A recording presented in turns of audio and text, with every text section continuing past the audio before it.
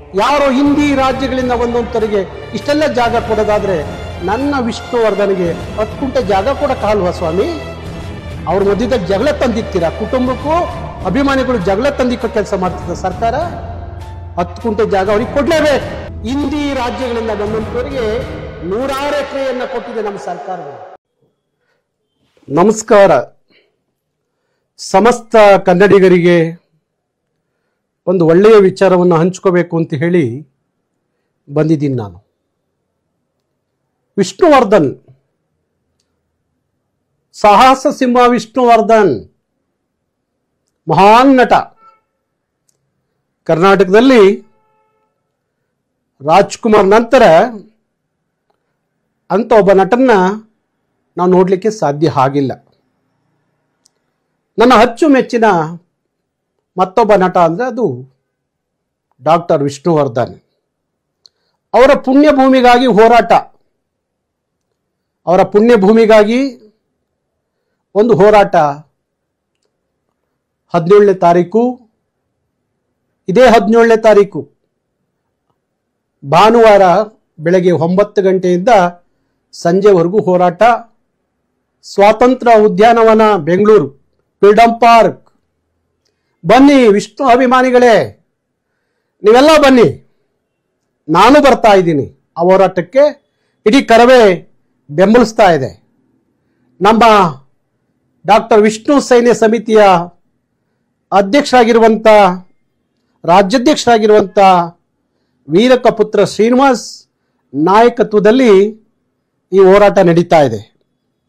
ಇವತ್ತು ನಮ್ಮ ಸರ್ಕಾರ ಯಾರೋ ಉತ್ತರ ಭಾರತದಿಂದ ಬಂದಂಥವರಿಗೆ 50 ಎಕರೆ, 25 ಎಕರೆ, 100 ಎಕರೆ ಆಶ್ರಮದ ಹೆಸರಿನಲ್ಲಿ, ಮಠದ ಹೆಸರಿನಲ್ಲಿ ಹಿಂದಿ ರಾಜ್ಯಗಳಿಂದ ಬಂದಂಥವರಿಗೆ 106 ಎಕರೆಯನ್ನ ಕೊಟ್ಟಿದೆ ನಮ್ಮ ಸರ್ಕಾರಗಳು.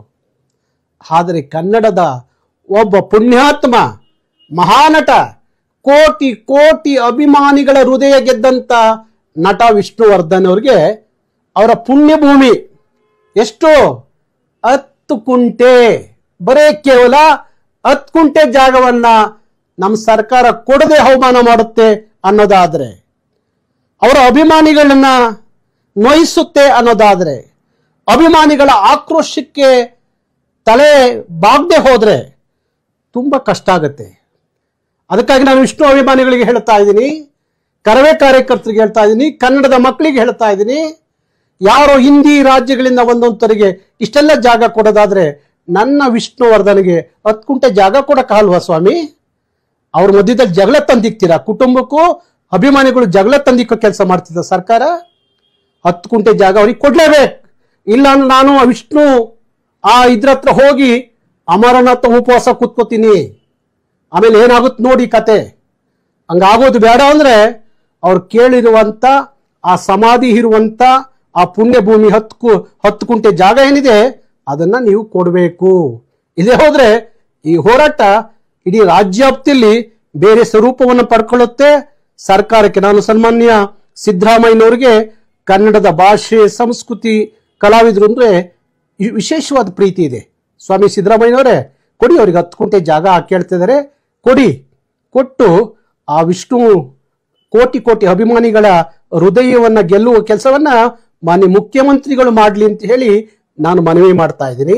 ಹಾಗಾಗಿ ಆ ಹೋರಾಟಕ್ಕೆ ನಾನು ನಮ್ಮ ಕಾರ್ಯಕರ್ತರು ಬರ್ತಾ ಇದ್ದೀವಿ, ನೀವೆಲ್ಲರೂ ಬನ್ನಿ ಅಂತ ಹೇಳಿ ನಾನು ನಿಮಗೆ ಮನವಿ ಮಾಡ್ತೀನಿ. ನಮಸ್ಕಾರ.